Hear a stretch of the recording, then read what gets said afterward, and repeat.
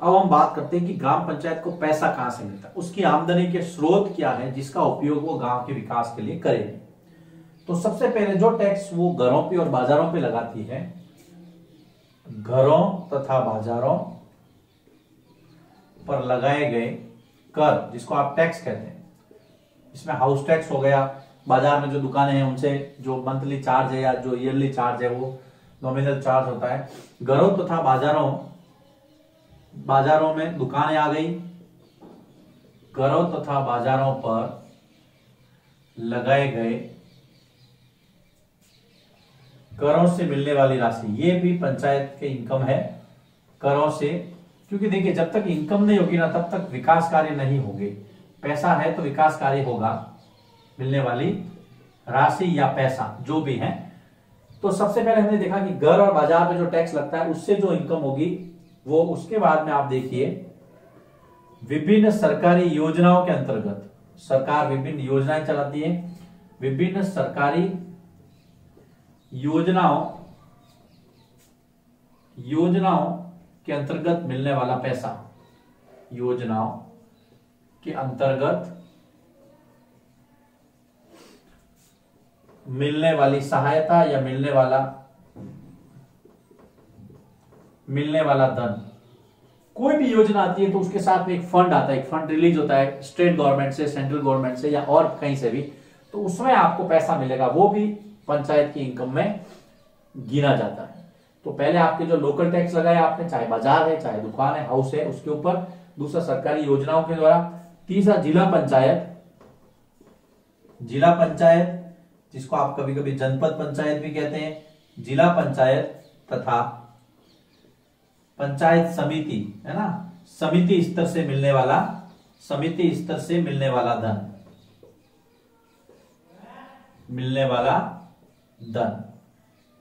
या तो आपको जिला पंचायत पैसा देगी या पंचायत समिति देगी, उससे जो आपको पैसा मिलेगा, जो भी फंड रिलीज होगा उससे पंचायत अपना काम कर सकती है, ग्राम पंचायत विकास के काम उससे कर सकती है। उसके बाद में कई बार आपको पता है जन सहयोग भी होता है, दानदाता जो है वो ग्राम के लिए कुछ न कुछ पैसा देते हैं, तो जन सहयोग तथा सामुदायिक, जो जन सहयोग या फिर जो सामुदायिक आपको जो योगदान मिलता है उससे मिलने वाली जो राशि जो जनता देती है, जन सहयोग तथा सामुदायिक योगदान से मिलने वाला धन या मिलने वाली राशि या मिलने वाला रुपया, मिलने वाला धन। तो ये चार बिंदु आपको ध्यान में रखना है। देखिए टॉपिक था कि पंचायत की आमदनी के स्रोत क्या है, ग्राम पंचायत को पैसा कहां से मिलेगा, जब पैसा मिलेगा तभी वो विकास कर पाएगी, अदरवाइज संभव नहीं है।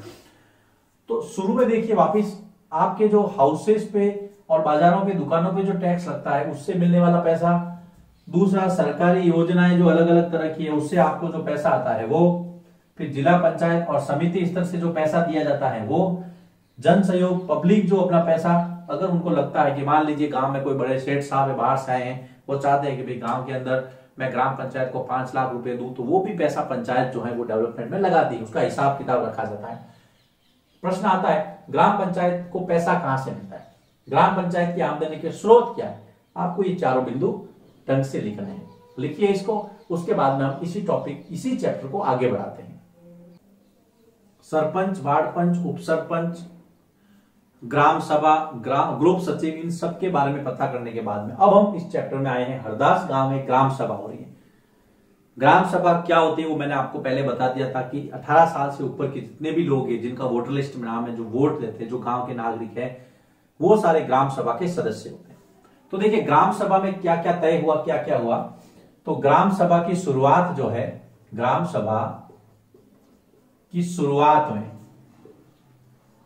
क्या हुआ था वहां पर हरदास गांव में, हम देख रहे हैं। ग्राम सभा की शुरुआत में सरपंच तथा पंच, जिसको आप वार्ड पंच कहते हैं, सरपंच तथा पंच ने सड़क निर्माण और सड़क मरम्मत, है ना, सड़क निर्माण और मरम्मत में लगे खर्च का ब्यौरा दिया कि कितना पैसा खर्च हुआ है, हमारा जो सड़क बनाई है उसका जो निर्माण किया, मरम्मत की है, वापस मरम्मत में लगे खर्च का ब्यौरा दिया, ग्राम सभा के सामने रखा। सभी लोगों ने देखा कि हाँ भाई इतना पैसा खर्च हुआ है, सरपंच साहब बोल रहे हैं, वार्ड पंच बता रहे हैं, ग्रुप सचिव भी साथ में। फिर उसके बाद में पानी की कमी या पानी की समस्या के हल हेतु कुछ सुझाव दिए गए, सुझाव दिए। अब देखो जब ग्राम सभा होती है तो चर्चा होती है कि गांव में क्या क्या समस्या है। कोई कहता है सर वार्ड नंबर 5 में ये समस्या है, वार्ड नंबर 8 में ये समस्या है, पूरे गांव की ये प्रॉब्लम है। यहां पर गांव के अंदर पानी की समस्या थी, इसलिए अब उसके अंदर क्या क्या सुझाव आते हैं देखिए। सबसे पहले किसी ने कहा कि एक सुरु नदी है ना, पहला सुझाव देखिए, सुरु नदी का पानी, पास में गांव के हरदास गांव के पास में एक नदी बहती है जिसका नाम है सुरु नदी। तो सुरु नदी के जल को, सुरु नदी के जल को पाइप द्वारा लाकर गांव की टंकी से आपूर्ति, मतलब वितरण करना, आपूर्ति की जाए। सबसे पहला तो ये जो है सॉल्यूशन दिया। किसी ने कहा कि भाई ये काम कर सकते हैं हम, सुरु नदी पास में हमारे है ना, सुरु नदी का पानी है, उसको पाइप से लाओ और पाइप से लाकर के फिर गांव की जो टंकी है उसमें भरो और फिर वहां से पानी पूरे गांव को दो। तो किसी ने कहा इसमें बहुत खर्चा लगेगा, टाइम लगेगा, दूसरा कोई उपाय दो। तो ठीक है, दूसरे में किसी ने कहा कि जो हैंडपंप है, जो गांव के हैंडपंप है उसको और गहरा किया जाए, हैंडपंपों को गहरा किया जाए। जो हैंडपंप है उसमें पानी नहीं आता है तो उनको ऐसा काम करो, उनको और थोड़ा गहरा करो। तो ये दो सुझाव यहाँ है, 4 सुझाव थे, 2 में यहाँ पे देखा है। लेकिन सबसे पहले हम हरदास गांव की बात कर रहे हैं। हरदास गांव की जो शुरुआत हुई थी ग्राम सभा की, उसमें सरपंच और पंच ने सड़क निर्माण और उसका जो मरम्मत हुआ था उसका खर्चा दिया, खर्चे का विवरण दिया, ब्यौरा दिया, गांव के सामने रखा। फिर गांव के लोगों ने कहा कि ये बात तो ठीक है, लेकिन हमारे यहाँ पानी की समस्या है, तो पानी की समस्या का सॉल्यूशन क्या होगा, उसका हल क्या होगा, उसके लिए सुझाव आए। पहला सुझाव आया कि भाई सुरु नदी का जो जल है उसको पाइप से पानी की टंकी में लाओ, गांव की टंकी में, और फिर उससे सप्लाई दो। दूसरा कहा कि नहीं नहीं ये तो बहुत खर्चीला है। दूसरा कहा कि हैंडपंपों को गहरा करो, हैंडपंप जो है आपके उनको और थोड़ा गहरा, उसमें जो है वो मशीन लगा करके उसको और गहरा किया जाए। तीसरा क्या सुझाव आया वो भी मैं आपको बताऊंगा, लिखिए इसको।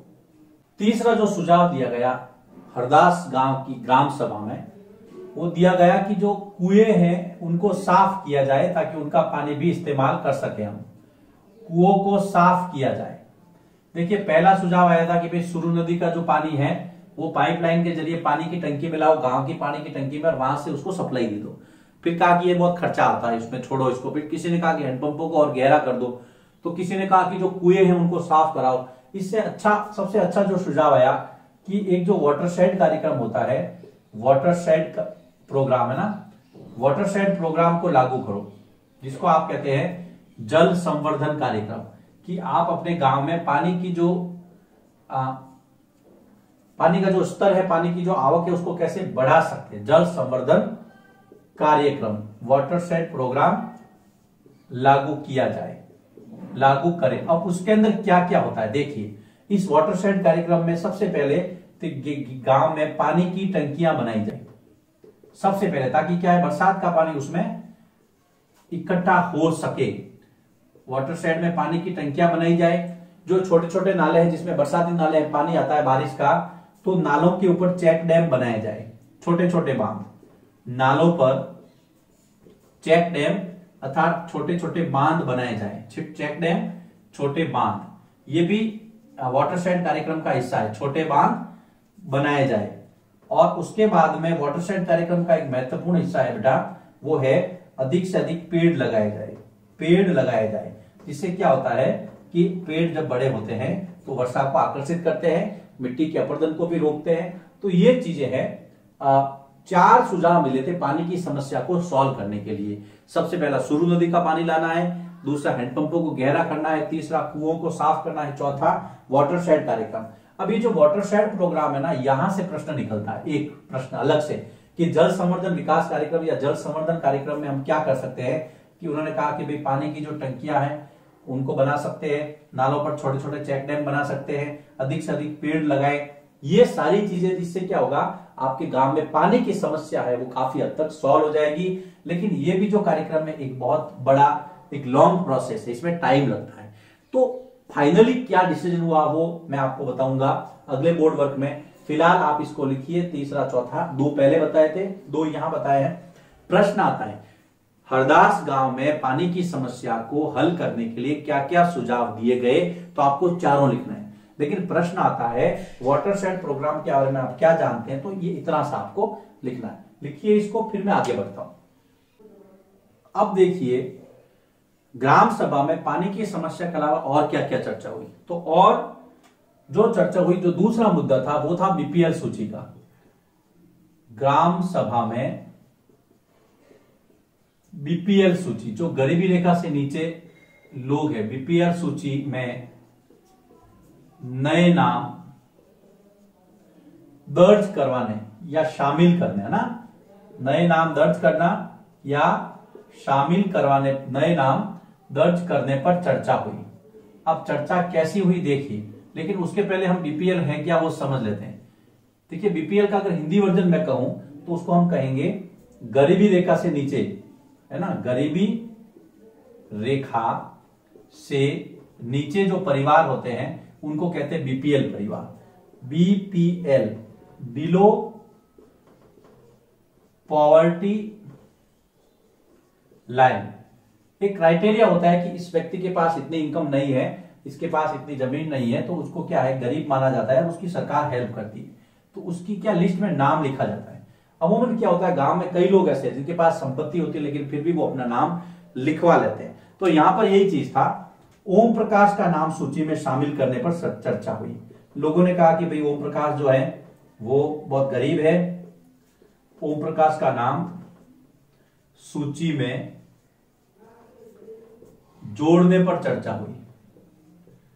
उन्होंने कहा कि भाई ओम प्रकाश है, उसके पास कुछ भी नहीं है, गरीब है, तो उसका नाम आना चाहिए इस लिस्ट में।